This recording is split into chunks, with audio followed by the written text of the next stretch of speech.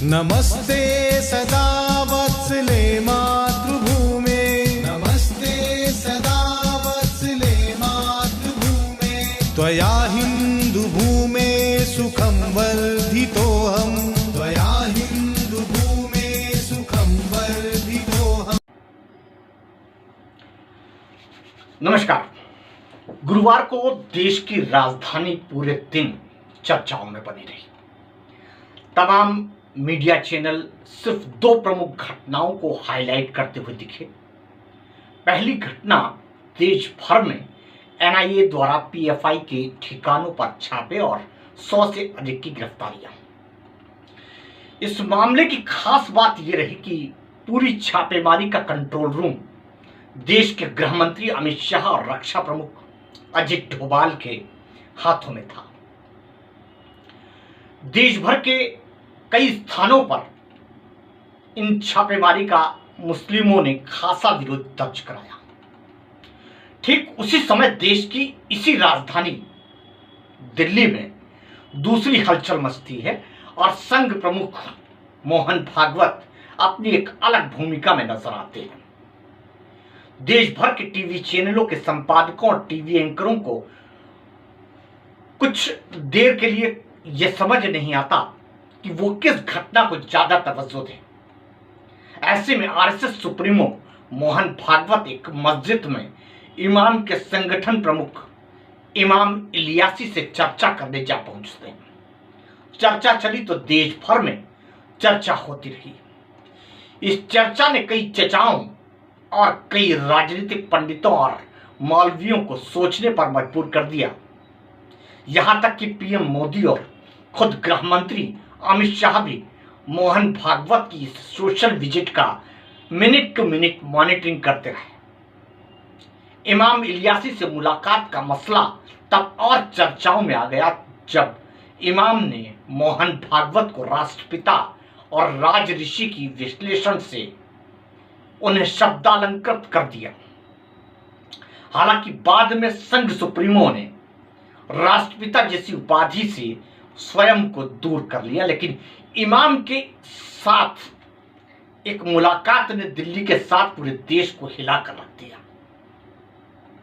भागवत यही नहीं रुके और वे एक मदरसे में भी गए और वह तालीम हासिल करने वाले बच्चों से चर्चा करते हुए उनसे पूछते नजर आए कि कंप्यूटर को जानते हैं और कितना समझते हैं।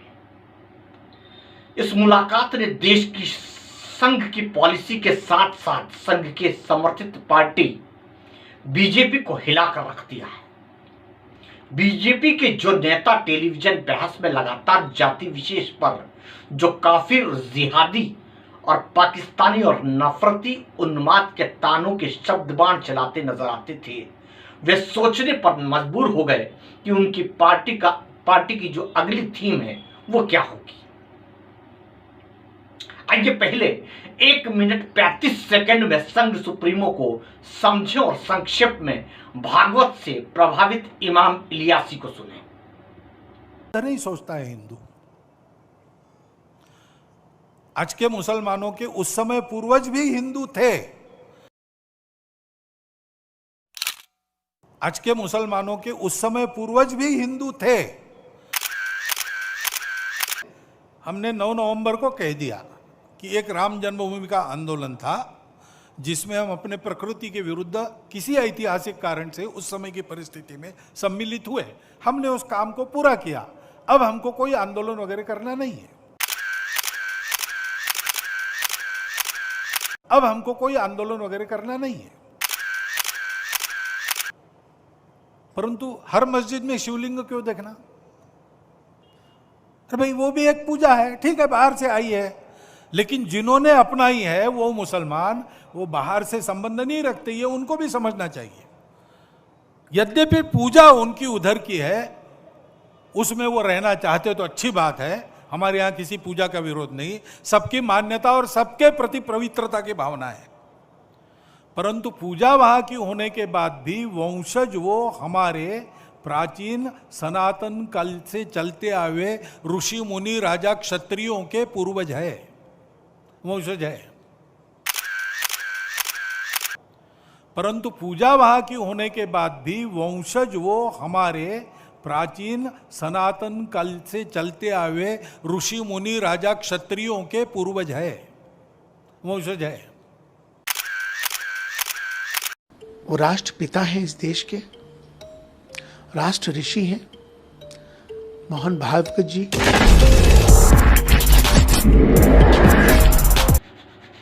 आपने संघ सुप्रीमो भागवत जी को सुना और इमाम इलियासी को भी।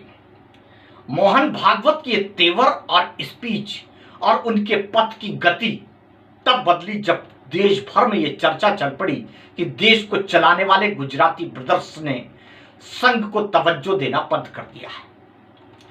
आडवाणी, मुरली मनोहर जोशी और स्वर्गीय सुषमा स्वराज को हाशिए में रखने तक तो संघ ने यह कहकर नजरअंदाज कर दिया था कि हम सत्ता में बीजेपी पर दखलंदाजी नहीं करते, लेकिन तब संघ खुली आंखों से सब कुछ देखता रहा। लेकिन यूपी चुनाव के बाद जब अभी फिलहाल गडकरी को केंद्रीय संसदीय बोर्ड से अलग किए जाने के बाद संघ कुछ एक्शन की भूमिका में आ गया। संघ को लगा कि अब गडकरी और शिवराज के बाद राजनाथ सिंह की बारी आने वाली है। संघ ने बीजेपी को यह समझाने का प्रयास किया कि सिर्फ हिंदू एजेंडे पर शासन हासिल कर लेना एक अलग बात है और शासन में अपनी स्थिति को बनाए रखना और बनाए रखने के लिए सिद्धांतों को भूलना कितना खतरनाक हो सकता है। अब ऐसे में जब गुजरात चुनाव सिर पर हैं, बीजेपी हिंदुत्ववादी चेहरे पर चुनाव में आगे बढ़ना चाहती है। गुजराती ब्रदर्स गुजरात चुनाव में काशी और उज्जैन के महाकाल मंदिर के कॉरिडोर को हाईलाइट करके ज्ञानवापी वाले मुद्दे को आगे बढ़ाकर अपना वोट बैंक सुरक्षित रखना चाहते हैं। तब ऐसे समय में संघ सुप्रीमो ने पहले से ही अपने भाषण में साफ कर दिया कि अब मंदिरों के नाम पर वोट नहीं मांगे जा सकते और ना ही हिंदुओं को और ज्यादा दिन तक पॉलिटिकली एंटरटेन किया जा सकता है।